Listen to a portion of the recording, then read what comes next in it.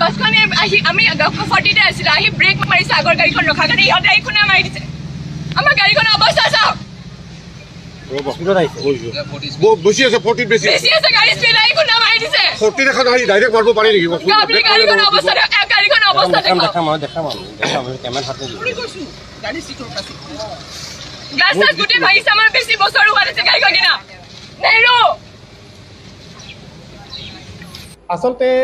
গোটেই প্ৰক্ৰিয়াটো এটা বেলেগ ধৰণৰ হৈ গ'ল য'ত ইয়াত কিছুমান পক্ষই উলিয়াইছে ছোৱালী কিছুমান পক্ষই লেডিজ জেণ্টছ মতা মাইকী ছোৱালী ল'ৰা এইবোৰলৈ গুচি গৈছে আচলতে কথাবোৰ তেনেকৈ ভাবিব নালাগে কথাটো অকল কৰ্মটোলৈ যাব লাগে যে এজন মানুহে এটা কৰ্ম কৰিছে এজন ড্ৰাইভাৰৰ লগত সেই কৰ্মটো কেনেকুৱা ধৰণৰ কৰ্ম কৰিছে আমি কৰ্মটোৰহে প্ৰতিবাদ কৰিছোঁ আমি ছোৱালীজনী আমাৰ নিজৰ ছোৱালী তাইক আমি ঘৃণ নকৰোঁ সেই কথা বাৰে বাৰে মোৰ প্ৰতিটো ভিডিঅ'ত ক'তো মই কোৱা নাই তাইক মই কাটি দিম মাৰি দিম তাইক জেল ভৰাই দিম আমুক কৰি দিম মই কোৱা নাই তাইক ইমেজ এইটোও কৈছোঁ তুমি আমাৰ ছোৱালী তুমি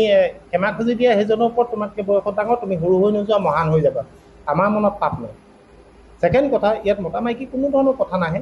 কথা আহে এজন ড্ৰাইভাৰক ৰাজহুৱা জেগাত এনেকৈ অপদস্থ কৰিলে আমি ইমান ডাঙৰ এটা সংগঠন আছে আমি মনে মনে কিয় কেতিয়াও নাথাকোঁ কিয়নো আমি ড্ৰাইভাৰ হয় ল'ৰা ছোৱালী মোৰ আছে সেইজনৰ ল'ৰা ছোৱালী আছে সেই বাপেকজনে সেই ল'ৰা ছোৱালীকেইটাৰ আগত কেনেকৈ ফেচ কৰি পেলাই সিহঁতক নৈতিক শিক্ষা দিব যিজন বাপেকক বুকুত ধৰি চোৰৰ নিচিনাকৈ ধৰি দিলে আমিতো চোৰ বুলি ভাবিছিলোঁ আমিতো ভাবিছিলোঁ তেওঁ বাছত ছোৱালী গাত হাত দিলে সেইটো কাৰণে এনেকুৱা হৈছিলে বুলি ভাবিছিলোঁ সেই বাপেকটোৱে সেই ল'ৰা ছোৱালীকেইটাৰ আগত কি ফেচ কৰিছে আপোনালোকে এবাৰ কল্পনা কৰিব পাৰিছেনে আমি দুখ পালোঁ তাত আমি ছোৱালীজনীক অকণমানো বেয়া পোৱা নাই ছোৱালীজনীক আমি মাফ কৰি দিলোঁ আমি ছোৱালীজনীয়ে যেতিয়া কালি টিভিত বাইট দিব বিচাৰিছিলে বা তাৰ আগে আগে মোলৈ ফোন কৰিছিলে তাই আৰু তাইৰ দেউতাকে কৈছিলে এনেকুৱা তেনেকৈ মিডিয়া আহিছে আমি কি কৰোঁ মই ক'লোঁ যে তাই ৰাজহুৱাভাৱে ক্ষমা খুজিলে ভাল হয় কিয়নো তাই ৰাজহুৱাভাৱে অপদস্থ কৰিছে আমি তাৰপিছত তাই আমাৰ কথা নুশুনি তাই টিভিত বাইট দি দিলে ৰাতি টিভিত বাজিলে তেতিয়াও মই অসন্তুষ্টি প্ৰকাশ কৰিছিলোঁ কৰি পেলাই কৈছিলোঁ যে তাই যি য'ত দুখ কৰিছে সেইজনৰ ওচৰতে ক্ষমা খুজিব লাগে আপোনাৰ ইয়াত কাটিছে আপুনি কপালত যদি মলম লগাই ভাল হ'ব জানো কথাটো সেইটোৱে হ'ল ন কিন্তু আজি ৰাতিপুৱালৈকে আমি গোটেই বাছৰ এছ'চিয়েশ্যনে কথা পাতিলোঁ সকলোৱে কথা পাতিলোঁ আৰু ছোৱালীজনীৰ দেউতাকে ৰাতিপুৱাই মোলৈ কান্দি কান্দি ফোন কৰিছে তাইও কান্দি কান্দি কথা কৈছে আমাক এৰি দিয়ক এনেকুৱা লাগিছে যেন আমি বৰ জোৰ জুলুম কৰিছোঁ বৰ অত্যাচাৰ কৰিছোঁ মনটো আমিওতো কোমল মানুহ ন আমি অত্যাচাৰী মানুহটো নহয় আমি আমাৰ ল'ৰা ছোৱালী আছে আমি সংসাৰ আছে আমাৰো অন্তৰ এখন আছে দুখ লাগিলে অলপ ইমানটো তাইক আমি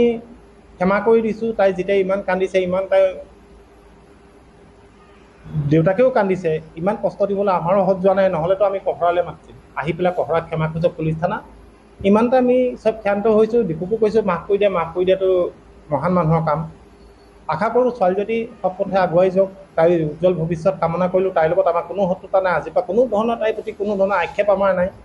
অনাগত দিনত এনেকুৱা কাম কোনো মানুহক নকৰিবলৈ কৈছোঁ যদি ড্ৰাইভাৰে কিবা ভুল কৰিছে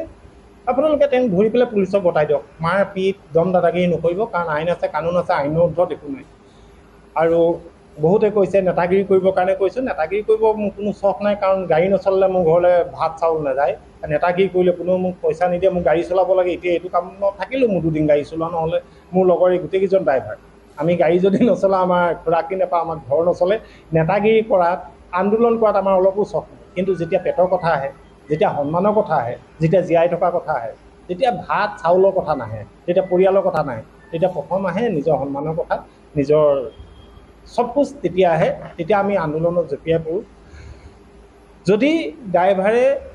সমাজত সমমৰ্যাদা নাপায় তেতিয়ালৈকে আন্দোলন চলি থাকিব ড্ৰাইভাৰক মানুহ বুলি গণ্য কৰক ড্ৰাইভাৰ আপোনালোকৰে মাজৰে এজন মানুহ তেওঁৰ কৰ্মটো হ'ল ড্ৰাইভিং কৰা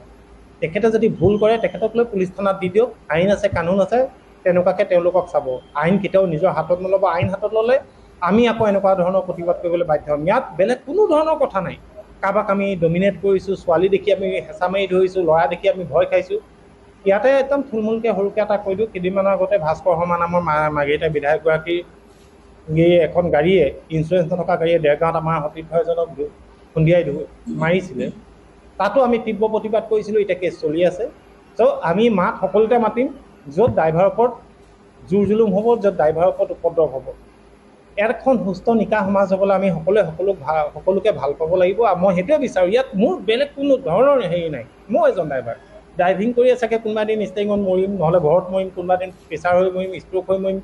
আমিও ষ্টেয়িঙতে যাম চাগে। মোৰ লগৰ গোটেইকেইজনৰ জীৱনটো আমাৰ তেনেকুৱাই। কিন্তু যিমানকেইদিন জীয়াই থাকিম মূৰ দাঙি শান্তিত এখন সমাজৰ একে নাগৰিক বুলি ক'ব পৰাকৈ আমাকো অধিকাৰ দিয়ক, সেইটোৱে বিচাৰিছোঁ। ইয়াত বেলেগ কোনো ধৰণৰ নেতাগিৰি কথা নাই। ইয়াত কেইজনমান আছে কিবা কিবি ভিডিঅ' বনাইছে, কৈ আছে, মোক কোনোবাই কৈ আছে, সেইবোৰত আপোনালোকে গুৰুত্ব নিদিব। আপোনালোকে নিজে বিচাৰ কৰক গোটেই প্ৰক্ৰিয়াটো। আমি ছোৱালীজনীক ইয়াতে ক্ষমা কৰিলোঁ, তাই আমাৰ নিজৰ সন্তান, তাই উজ্জ্বল ভৱিষ্যত কামনা কৰিলোঁ। তাই যাতে আগন্তুক দিনত কোনো মানুহক এনেকুৱা ধৰণৰ ব্যৱহাৰ নকৰে, আৰু তাই নিচিনাকৈ অসমত যাতে কোনো মানুহে এনেকুৱা কাম নকৰে। যদি ড্ৰাইভাৰে ভুল কৰে ধৰি পেলাই পুলিচ থানাত দিয়ক, যদি ড্ৰাইভাৰে মদ খাই গাড়ী চলোৱা দেখে পুলিচ থানাত দি দিয়ক, আমি মাত এষাৰ নামাতোঁ। কিন্তু আপোনালোকে মাৰপিট নকৰক, আপোনালোকক সেইটো অথৰিটি কোনেও দিয়া নাই পাব্লিকে এজন ড্ৰাইভাৰক মাৰিবলৈ। আপোনালোকে পুলিচ থানাত দিয়ক যে এওঁ মদ খাই আছে। আপোনালোকে এক্সিডেণ্ট হোৱাৰ পিছত কয় যে ড্ৰাইভাৰজনে মদ খাই পেলাই গাড়ী চলাইছিলে। যেতিয়া আপোনালোকে গম পায় তেতিয়াই ধৰক ধৰি ওচৰৰ পুলিচ থানাত গৈ সোমোৱাই দিয়ক। তাৰপিছত আপোনালোকৰ আৰু কৰণীয় একো নাই। তাৰপিছত মালিকে কোন ড্ৰাইভাৰ দি গাড়ী নিয়ে বা কেনেকৈ নিয়ে সেইটো মালিকৰ কাম। যদি আপোনালোকে এনেকুৱা ভুলবোৰ সমাজত ঘটি থকা দেখে আপোনালোকে প্ৰতিবাদ কৰিবলৈ শিকক। মাৰপিট কৰিবলৈ কেতিয়াও নাপায়, কোনো দিনে মাৰপিট নকৰিব, সেইটো ভদ্ৰ সমাজৰ কাম কেতিয়াও হ'ব নোৱাৰে। আৰু ছেকেণ্ড থিং, ইয়াত যিখিনি নিগেটিভ কথা ওলাই আছে যে এনেকুৱা তেনেকুৱা, তেওঁলোককো মই এটা কথা কওঁ, প্ৰথমৰ পৰা শেষলৈকে প্ৰতিটো বস্তু আপোনালোকে চাওক। এজন মানুহক ৰাস্তাৰ মাজত এনেকৈ অপমান কৰাটো উচিত হয়নে এখন সমাজত? যদি হয় বুলি ভাবে তেনেহ'লে আপোনালোকে কৰক তেনেকুৱা কাম, আৰু আমি প্ৰতিবাদ কৰি যাম। ইয়াকে কৈ মোৰ কথা যিখিনি ক'বলগীয়া আছিলে সামৰণি মাৰিলোঁ। দীপুকো বহুত ধন্যবাদ জনাইছোঁ, সি বহুত সহ্য কৰিলে যিখিনি সময়ত সি